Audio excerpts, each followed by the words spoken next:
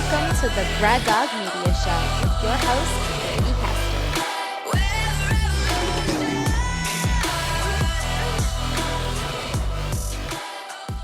What's going on, guys? Brady Hester here, host of the Braddog Media Show.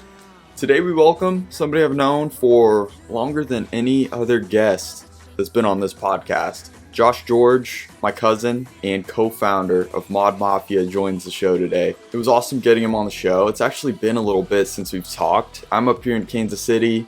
He's down in the Houston area, so we unfortunately don't see each other, as much as I would like. But man, since I've last seen him, Mod Mafia has really taken off. He's had guys like Jeff Bagwell, Jesse James, other big names come through and have work on their Hummers and trucks done. It's crazy how his passion for cars and just the love for working on vehicles has turned into such a great brand, great company, and it's grabbed so much attention in recent years. I don't even know if it's something that he expected to grow to this level.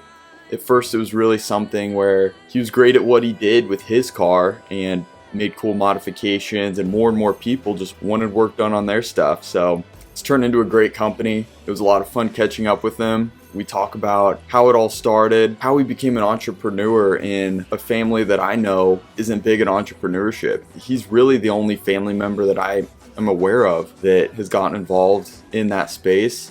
So it was cool to pick his brain about that one. And if you're listening to the show and you're like, man, this is some good stuff, Brady, I'm digging this, tap that like button, leave me a comment, subscribe. And on a side note, if you're interested in growing your brand, I have a free resource for you. It's called Brand Building Academy. It's a Facebook group. There's a link in the description. I show people how to develop brand strategy, build content, use digital advertising, all sorts of ways to grow their brand. And it's a community that's really starting to grow. I have all sorts of plans for it, so I would love for you to be a part of it. And enough from me. Welcome to the show.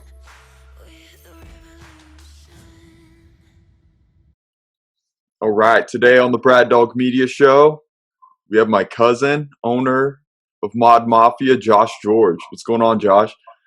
Oh, not much, man. Good to talk with you, Brady. It's been a while. We normally only see each other at family events, and it's good to catch up with you. Likewise, yeah. It's been definitely too long. I mean, I think, it's been a few years since you made a trip up to Kansas City, and I haven't been down to Texas in a minute. Yeah, and don't worry, I still have my Kansas City swag. I got my Mahomes helmet up there at the Super Bowl placard from last year. So there we go. I still support the kingdom from down here in Texas. Yeah, that's awesome. How was the Super Bowl? I haven't even talked to you about that. Was it crazy? Oh man, it's so last year I was fortunate enough to go to some really cool basketball games, went to the World Series, and then made it to the Super Bowl too. And they're all just incredible events, but by far the Super Bowl is probably one of the bucket list things. And it was like, I'm finally to the point where I can go, and the Chiefs made it. It was like phenomenal. You know how deserving the Chiefs are for a championship. It's been forever since we've gotten even anywhere close and even into the playoffs. So it was cool. It was it's done really nice. The events, the coordination. I mean, it's just massive. When you walk onto the grounds, everything's coordinated. The lines, just the way that they, kind of herd the cattle through. Everything has been thought of. It's definitely a well executed event, and obviously very very visible on a global stage. So they pull out all the stops on entertainment, everything with the game. So it's cool. Yeah, no doubt. That's crazy. And that's the first Super Bowl you've been to, right? And of course it's the Chiefs, which is pretty awesome. Oh yeah, it was a double bucket list thing: Super Bowl and get to watch my team play. I came up to Kansas City, I think was it last year, and went to the one of the first playoff games. So it was last January, actually. So I flew up there for the weekend, watched them play. They actually lost the following game to the Patriots, the year before last, and then last year when they made it, and I actually had Super Bowl flights, hotel, tickets all the way up to that game because we were going to go the year before last. And we didn't make it, so I had to cancel all that stuff. Some of it was only partially refundable, and I was just, I was like, all right, next year, we're going to make it. And so it was awesome that we did. So yeah, exciting. Oh, it was amazing. Yeah, people were so pumped around here, so it was definitely fun to watch.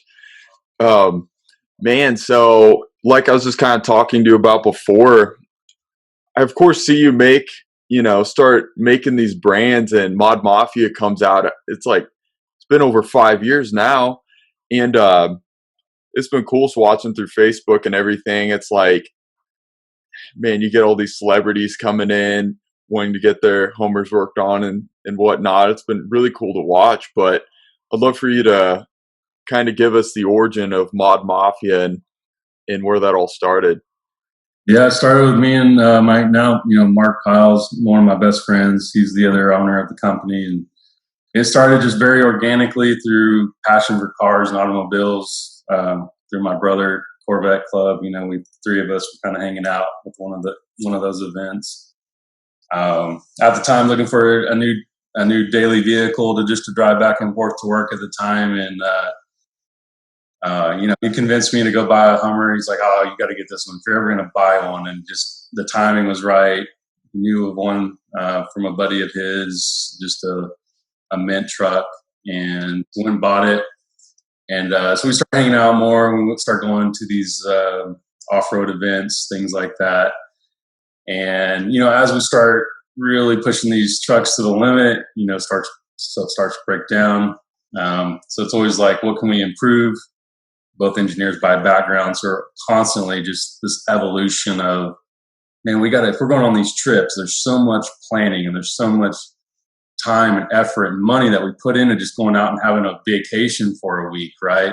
It's like the last thing you want to do is break down on the first day and you run your whole vacation because you're trying to, fix your truck. So that's just how Mod Mafia formed, just kind of accidentally started making our own parts, improving this, building our own stuff, installing our own stuff.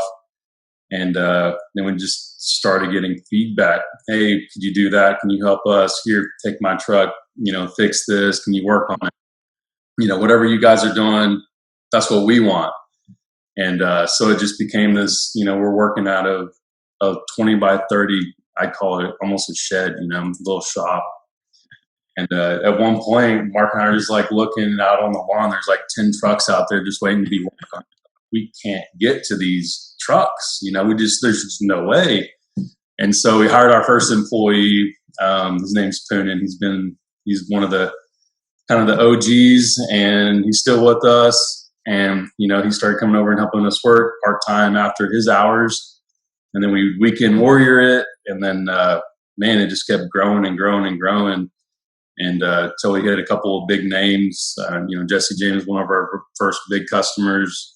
We've done everything up to a Duramax swap for him now and keep his truck maintained, and a couple other local guys, some athletes and stuff. And, it's been cool. The experience has been great and growing. So now we're up to 13 of us as of the week of Thanksgiving. We'll have our 13th guy coming on to start. And then we got plans to double and triple that number, trying to get to 20,000 square feet facility soon.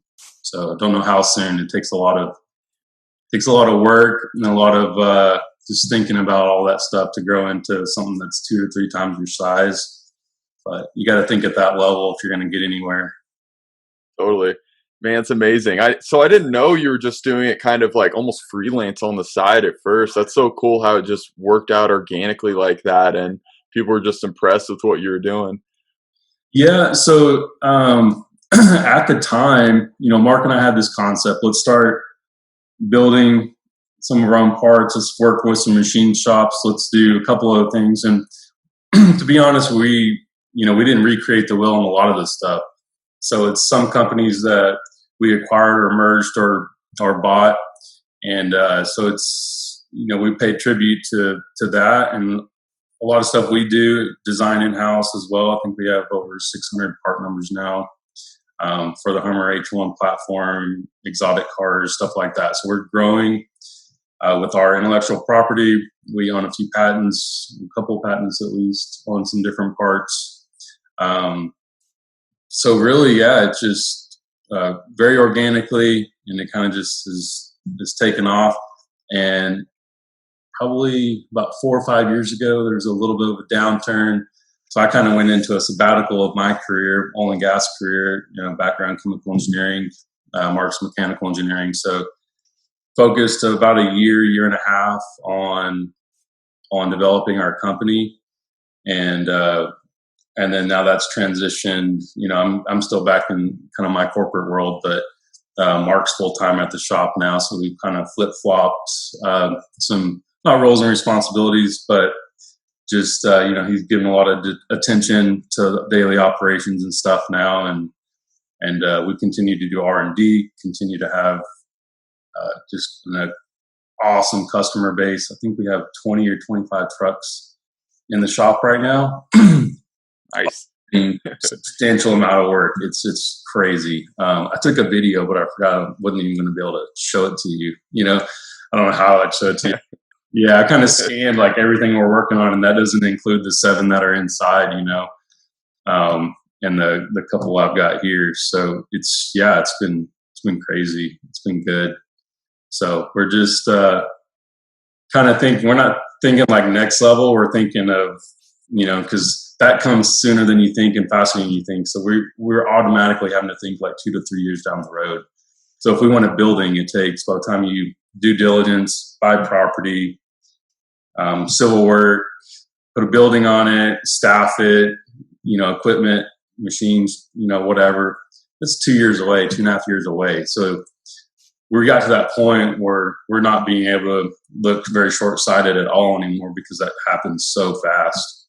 And so now we're looking at, stuff like that, which is a real change. We've always been very reactive and having to, something comes in the door, it's like, oh my goodness, attack this, look at that, always kind of turn over customers as quickly and with the most amount of quality that we can. And now it's beyond that, because our size has gotten so big, and then we just need to execute on a broader level, not faster, but having more people to do the same amount, all going parallel paths. So it's been really cool. Yeah, that's crazy. So I imagine these days then you're a little less hands-on and you're more focused on that high level thinking, like 2-3 levels ahead is, the company's really kind of going into that second phase of growth. It's not just about establishing yourselves as experts in the space. At this point, you're reaching that next level of potential growth. So have you been a little more hands-off on handling the Hummers these days? Yeah, no, and then I love working on my own truck. Went over to go kind of pick it up today. There's a couple of pieces they got to pull off to send to powder coat and stuff. But, I was planning on tinkering with it this weekend a little bit. I still like to do my own stuff. I ended up shredding some brake swallows in Moab about a month ago. So I need to fix that. I don't always just kind of shove it to the guys and say, hey, fix this, I still like to do that. And so does Mark. We try to be hands-on when we can, but unfortunately, we got to keep feeding that animal, and we have 11 other guys who are very, very well very, very good at what they do. And so we just got to keep them just fed with work and got to keep them efficient. So day to day, very hands off as far as what's in the shop, and kind of working behind the scenes. Mark kind of runs operations day to day. And then, we have, kind of a parts group, a shop manager, and trying to just really transition them, make them feel comfortable with what they're doing day to day. We have several guys that can do service writing. So Mark and I are definitely trying to transition into just growth and kind of stuff that you don't see behind the scenes. You don't typically see us with the, wrench in our hand much anymore, unless it's on our own stuff. But we've definitely put in that sweat and those bloody knuckles and everything over to get here. And so, it's definitely in that growth phase. And, year over year, it's some years we've been doubling or 50% growth type thing, and to do that consistently for 4 to 5 years, we're going into our 6th year, not even in 2 months, I guess. So it's extremely hard to do, and it's just contribute that to never dilute your brand and do what you kind of say that you're going to do. And our focus has always been quality first. And that's our absolute first priority, quality. And let's make sure that these trucks are reliable, and then everything else fall into place. So we don't, so obviously got to still look at what it takes to make money and be profitable. But we don't look at, hey, what's the $100 service and what can we do for that? It's what service can we provide? And then what do we have to charge for that now? Because we're not trying to hit a price point. We're trying to hit the absolute best quality on the market, absolute best parts, most thought out, and that's kind of been our brand. So just, come from that standpoint and growing that and continue to kind of sell that, I guess, to this very unique and very great Hummer community has been our focus. Yeah, that's a great approach. I really like that. And speaking of the Hummer community, I mean, it's super interesting because, of course, you see a lot of modification companies for like Jeeps and more of the other name brand like Ford trucks and things like that. But you're one of the only ones that I know of that sticks with just Hummers. And do you think that's a big part of your success, is having that niche group that, I don't think a lot of people are really doing and putting out the cool stuff that you guys do? Yeah, so there's 2 things that Mark and I have always talked about. It's so specialized, you think, well, it's going to be hard to stay consistent in the brand and the platform and grow it, because they made less than 12,000 Hummers and H1s from 92 to 2006, all for the civilian market.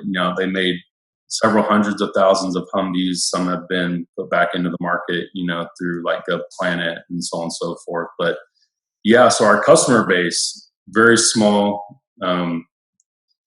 just, very niche, like you're saying. And so you really got to cater to them. They're all different. They're all unique. Customers are great. And one of the greatest things about them is they still like to use their trucks. It's, they're so capable. There's so many people that are still out using them, abusing them. They'll go on trips with us, stuff like that. Of course, it helps that we provide all the mechanical support for free. It's like, hey, come with us. You break down, we'll help you fix it. You buy the parts, we'll put them on, fix it. Just come wheel with us. We're trying to really get that social and camaraderie back into the Hummer market, because we've seen it kind of fade out over not the last, say, year or 2, but before that, it used to be a lot bigger, say 10 years ago, and it's kind of faded off. We're trying to bring that back and trying to get everyone comfortable with their trucks, going out with them, stuff like that. And so yeah, it's been weird, and at the same time, it also allows us to keep our focus extremely tight. Having one platform that we really focus in on has allowed us to keep the quality absolutely where it needs to be. Really focus on just the processes and the execution. Trying to get as flawless as we can. We want people to go out and enjoy these trucks and go out in the kind of middle of nowhere and feel that they're reliable and know that we did our part. They're not breaking down. They're able to go enjoy their vehicle with their family, be it camping or whatever. So it goes both ways. It's super small community. So it's kind of keep our focus on that group, and we do work on other things. People with Hummers, they tend to have other cool toys, and so we gotten kind of into the exotics a little bit, and we're trying to expand into that. Even like the Rolls and Bentley market. One of the guys coming on is kind of background is in that and in exotics too. So already currently doing Ferrari, Lambo work, a lot of Porsche work and stuff like that. So really just trying to cater to those real specific things that take attention, take a lot of detail. You work with a very finite customer base who expects, near perfection, if not perfection. and kind of contributes to how we treat our Hummer customers and the quality we give them. It fits with the brand really well as far as our attention and just our meticulousness and things like that. So that's kind of how we see ourselves branching out. Hummers and H1s and Humvees are still always going to be our passion, and they're never going to leave our shop, but we're opening the doors to kind of these other opportunities. Just, they're already here, and we already take care of some of that work. So we're really going to start diving into it soon. Awesome. Yeah, it'll definitely lead some expansion opportunities. So that's pretty cool. And so for those that haven't seen, they should go check out some of the footage you have from these trips. Like, you take all the Hummers out to Moab and these different spots, like practically in the middle of nowhere. And like you were mentioning, it's not like you just do modification work for the appearance. They look sick, but I mean, these vehicles perform so well too. And you'll climb them through these like wild rocks. It's amazing. Like, Oh how yeah. you get them to perform like that.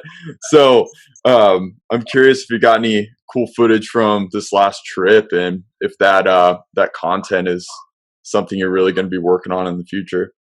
Yeah. So several trips we've had, and hired full video crews to come out with us. So videography and photography. We do have a YouTube channel. We've got stuff ranging all the way back to probably like 15, 16 kind of era.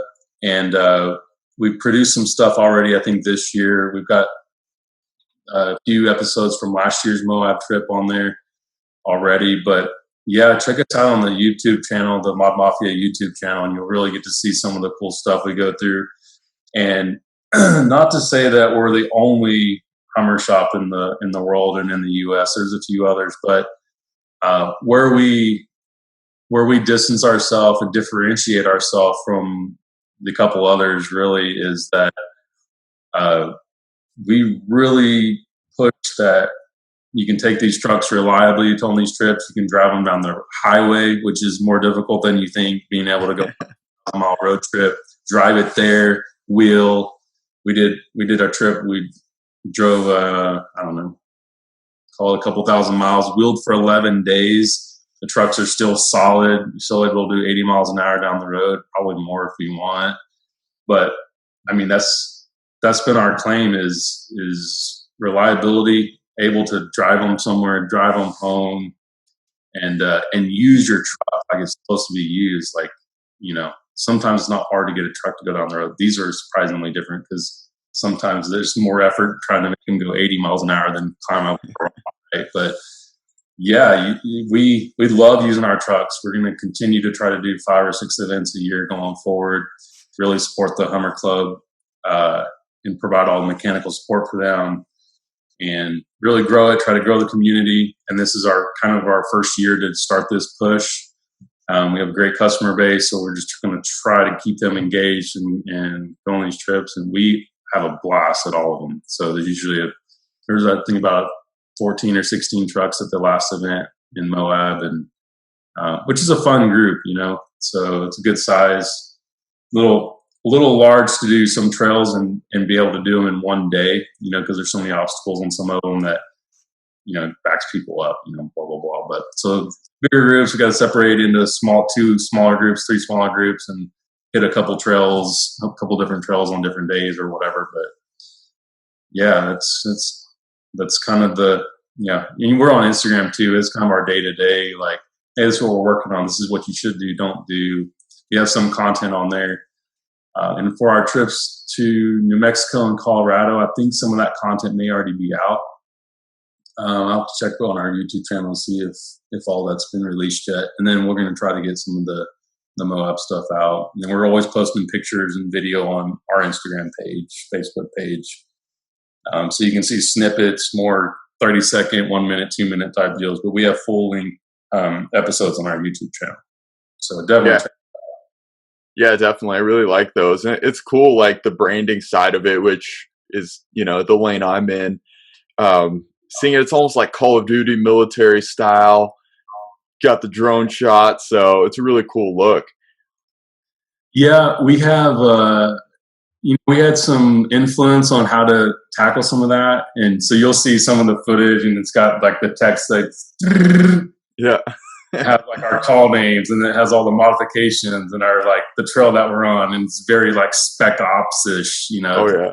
feel. Yeah, that was by design. We thought that was just too cool that some of our producers could do that and make some of the footage look like that, and that helps create a lot of cool content, and people see that and they're like, oh yeah, that's different. Little voiceovers and stuff like that.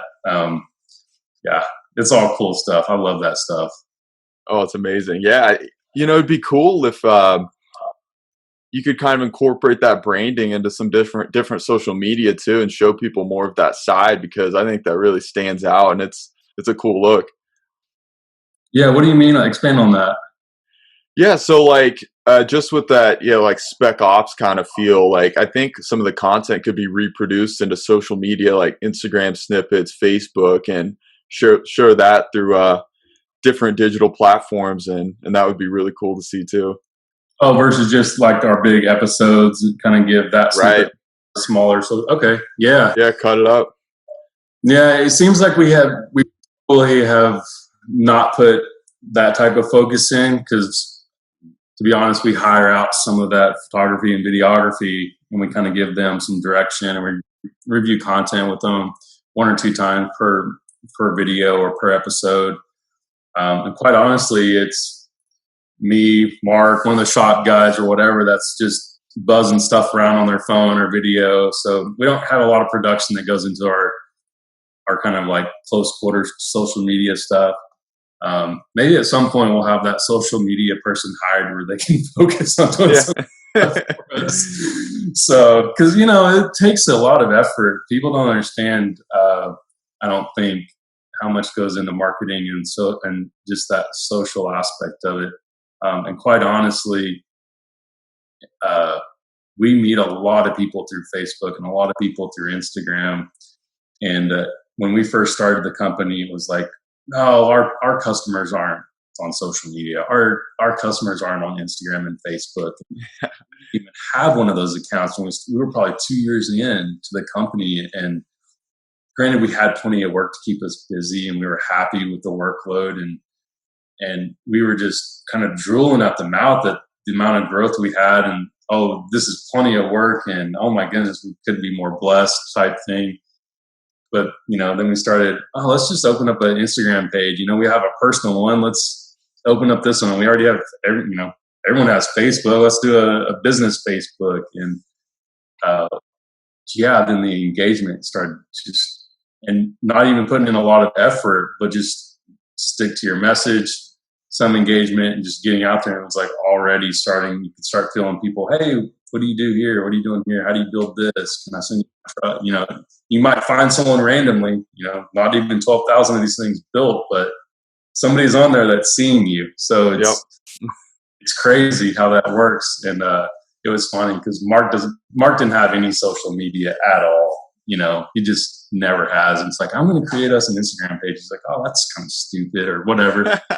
It's like the Instagram king. He is on there making like 10 or 20 posts a day, and he loves it. It's just that fuels him. And so he's kind of gone from one side to the other. And we just clipped 20,000 followers, I think, like a couple of days ago. So we're stoked, Yeah, no, that's a great number, especially for not putting all that much work into it. Well, I mean, like Instagram, it's taken us a while. It's taken us a couple of years to get there on the Instagram side. The YouTube channel, I think I think our content's getting in the millions of views and stuff like that. So it's kind of cool to see how many people are watching our stuff. And it just as a kind of a whole channel, not like every video. I would love if every video was getting that many views. We're not there yet, but as a channel and for all of our content, we're starting to get some reach. So it's kind of cool. People are commenting, saying how much they love our stuff and what we do, and we're not just keeping these things parked in the garage or taking them to car shows. We're actually go. I mean, you look at mine and Mark's truck; they're beat up. They look good, but they're beat up. We go use them, So that's a really cool part. Yeah. Yeah. And Man, I love to throw the stat out there to people, so I'll give it to you. But I mean, YouTube is like the most affordable advertising platform right now. So if you want those millions, I mean, we can talk about that. YouTube actually doesn't charge for a view unless somebody watches at least 30 seconds of it for skippable in-stream ads. So it's super affordable to reach like a wide amount of people, and so I definitely think you could expand your reach through YouTube because you already have the great content with the episodes. So you would just need to put them in some campaigns and reach some more people. Yeah, and we got, Mark and I were starting to think at some point, it's like, we're not for everybody. Not everybody wants to be able to buy a Hummer, or not everyone wants a Hummer, period, or that's not their passion, but they may like the content, or they may, just like they're watching a show on Netflix, or, hope maybe we somehow appeal to them and they're watching it. And so it's our customer, right? And it's just enjoyment, it's entertainment. And so it's kind of two things. It's kind of like, let's provide something to watch, some entertainment.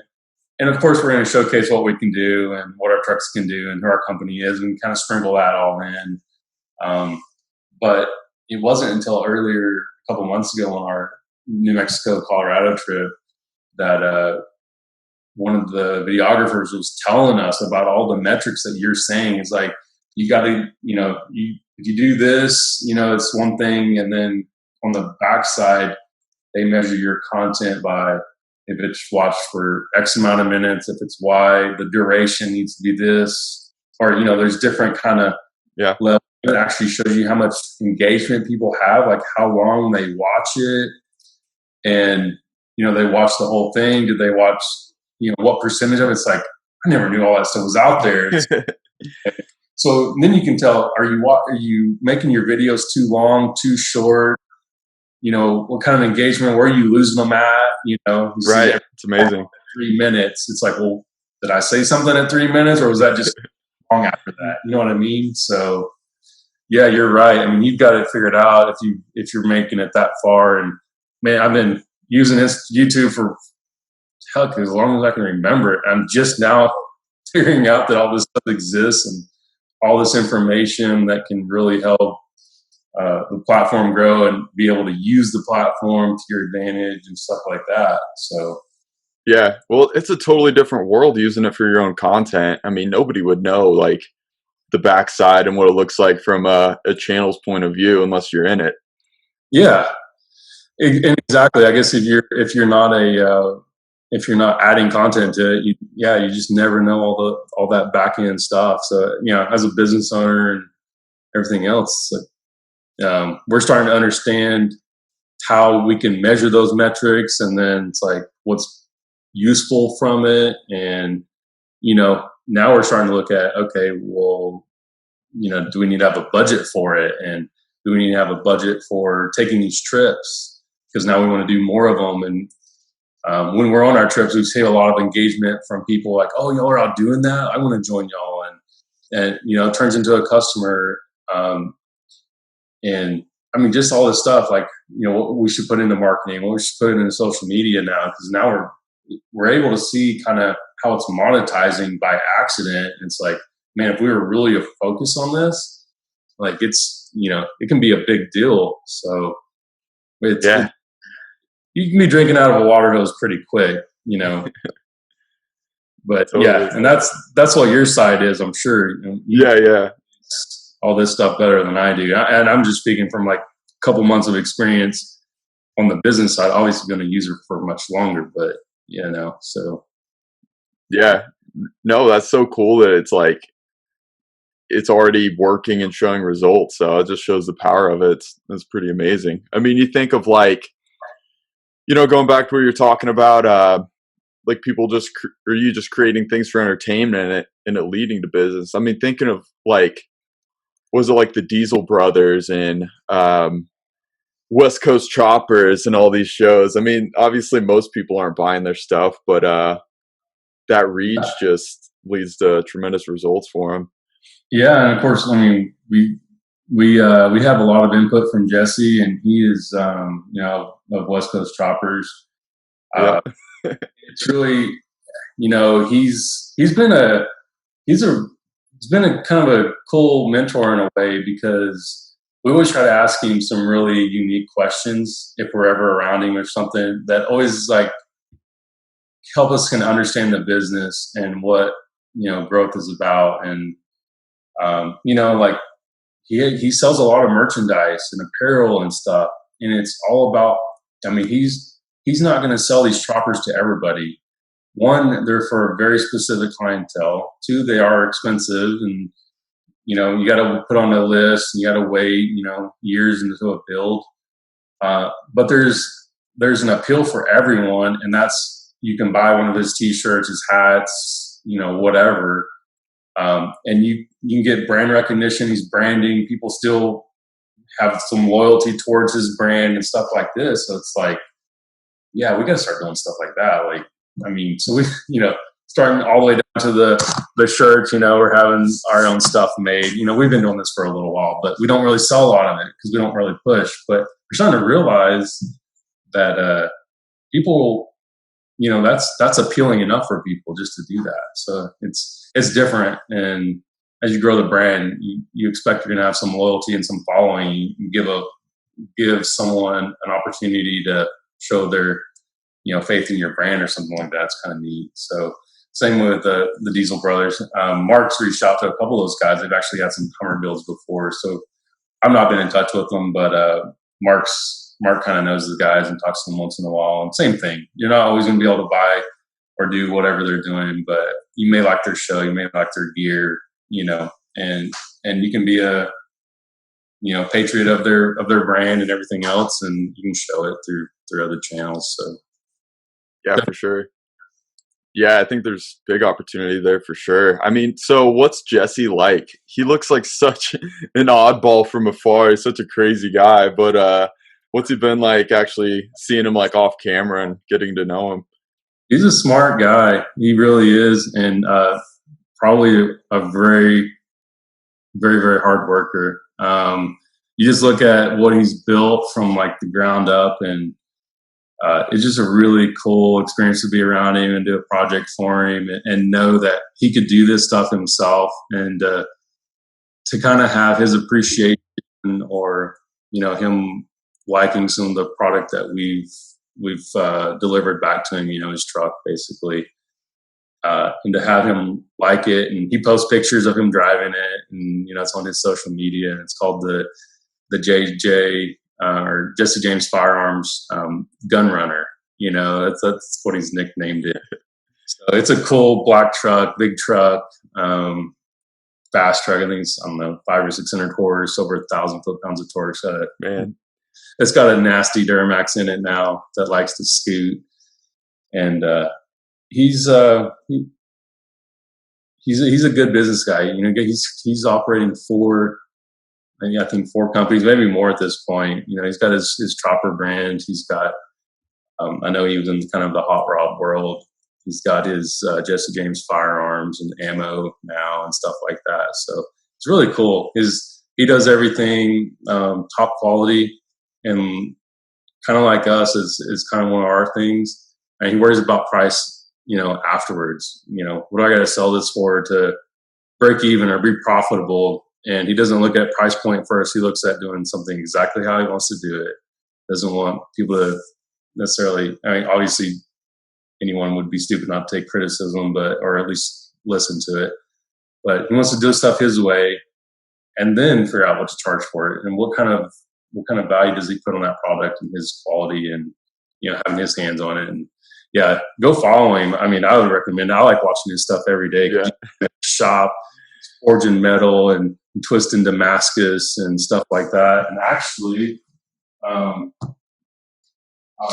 show you a little thing that I got from him. So this is one of his pistols, actually. Yeah, that's slick. So he does this in his shop, this twisted Damascus.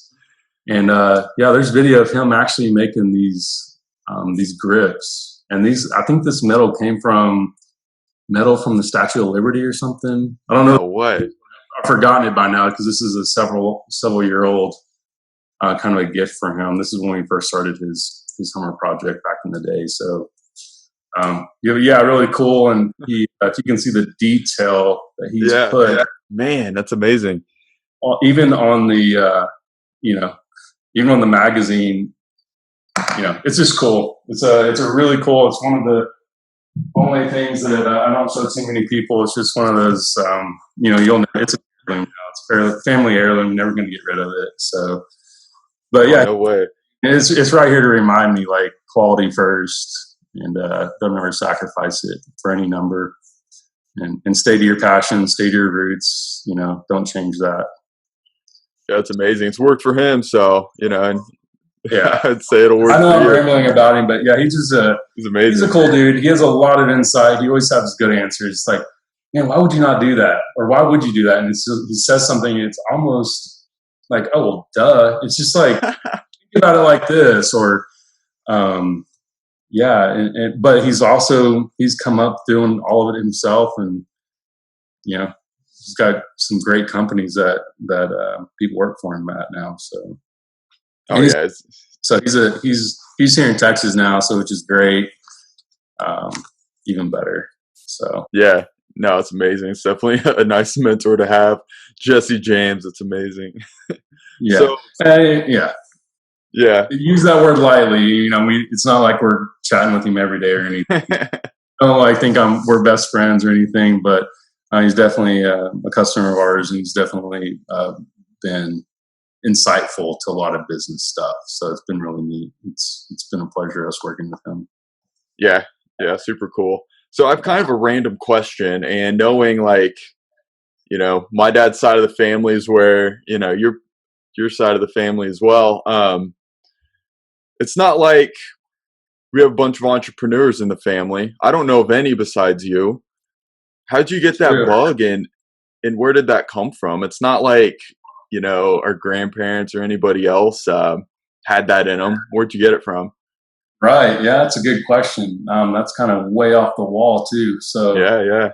I don't know. I would say, man, it's not so much about, I don't know, maybe it is a little bit about legacy and just passing something on and just building something for yourself. I think it's just the true testament of if something can withstand time, withstand use and everything else. I think it's, I don't know, it just really comes from deep down within. A lot of people don't want to be entrepreneurs and don't want to create something for themselves. Well, there's absolutely nothing wrong with that.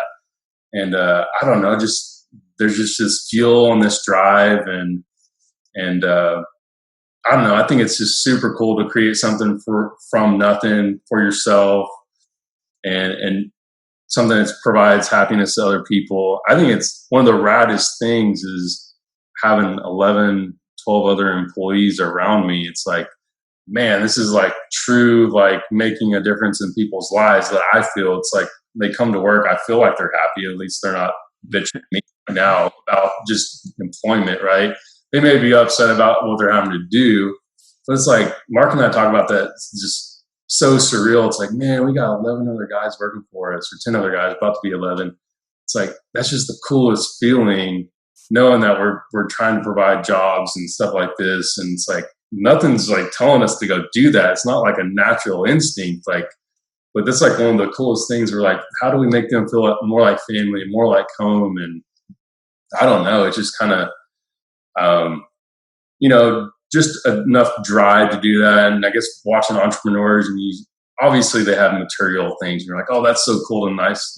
Think about like a freaking jet or something. Now, I don't like jet. I like sports cars. So that's my passion too. So I don't know. You kind of see, like, if you start wanting not more things necessarily, but maybe different opportunities, or, build different relationships with people, that you got to stand out from the crowd. And, I want to have the freedom to go do this. So ultimately it's like I'd like to live comfortably. I'd like to make something for myself, support me, my family, whatever.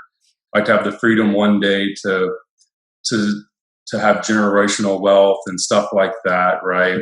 Pass something on, pass a business down, go into other businesses because of this one, because it's fueling something else.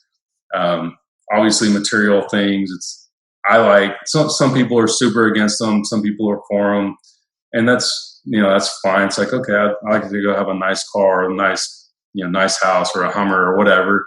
And so that partially drives it too. And then ultimately, Mark and I want to be retiring doing our passion, which is, working on cars, being in the car business, Hummers specifically. And that's that's our knack. And that's just really what we want to do. And we've found a way to kind of just focus in and kind of monetize that. And at some point, we'll both be able to retire into these positions and into this company and provide jobs for people and continue to grow. And I don't know, it's just the appealing thing of it. And it's strange. You don't know where it comes from necessarily. Come from the same family and trying to do this. It's kind of a weird thing.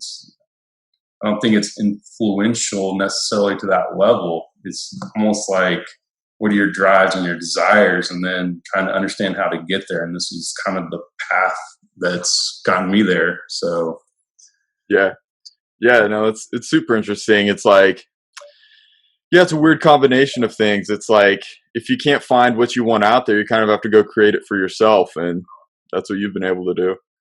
Yeah, that's a good way to put it. And especially if there's a passion for something. Man, there's so many people that are good at what they do, or they don't want to just get stuck with a 9-to-5 or whatever, or maybe they don't like the freedom of working for themselves, or maybe some of the kind of boundaries of working for somebody else, I guess. So it's like, can I create something for myself? Can I create a job for myself? And sometimes that's pretty easy to do.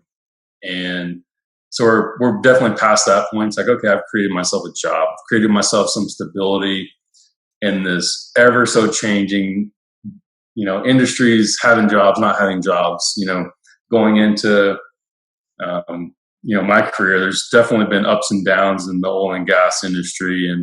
And I've been very fortunate now to really get hit with those. But at the same time, it's like, okay, how do I create some stability in the background? So that was kind of one driving factor, is like just general stability. Let's create something that no matter what the economy's doing, what's this? Let me focus on a passion it's not necessarily robust and foolproof or whatever, but at least it's kind of that background, something on, which was important to me, and it was important to Mark, coming from the same industry. So it's kind of more about, we were kind of yearning for that stability, and that we had that passion for something, and it kind of has grown to much more. So what it is. Yeah.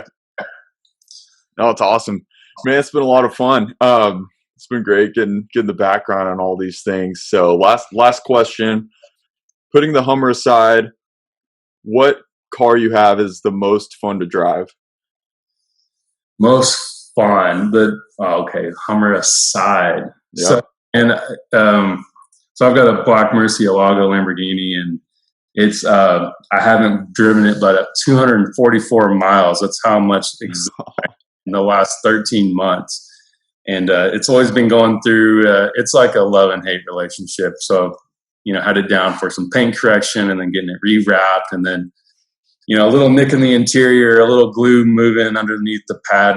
So it's like, let's just go ahead and rewrap the dash, and let's just, I'm kind of a little bit OCD with this car, right?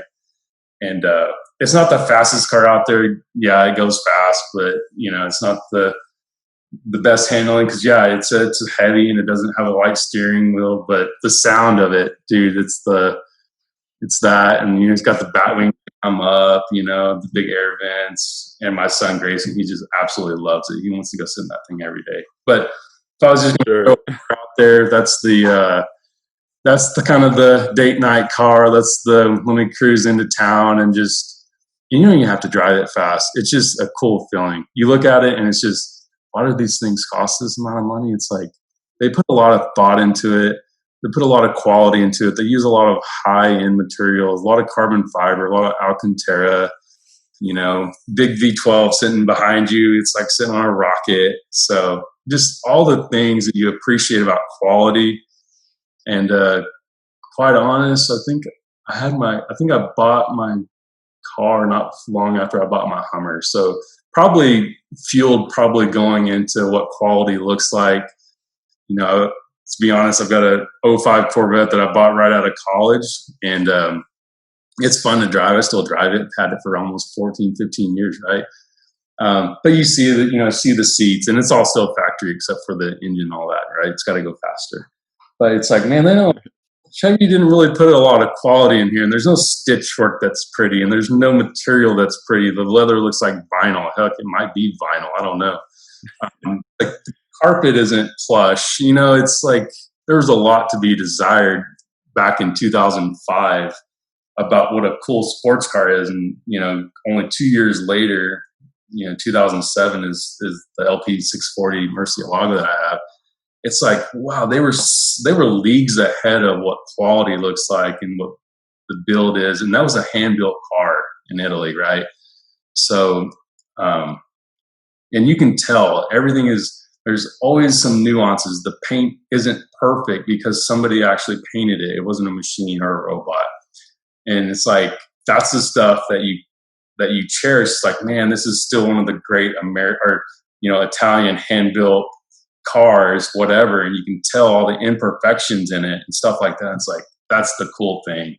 So I don't know. That's kind of that's kind of what started one of my car passions. Obviously Corvettes. It was one of my first cars ever that's bled into other things, and the Hummer ownership and now, that car, which is super cool, but, people say they're overpriced and everything else.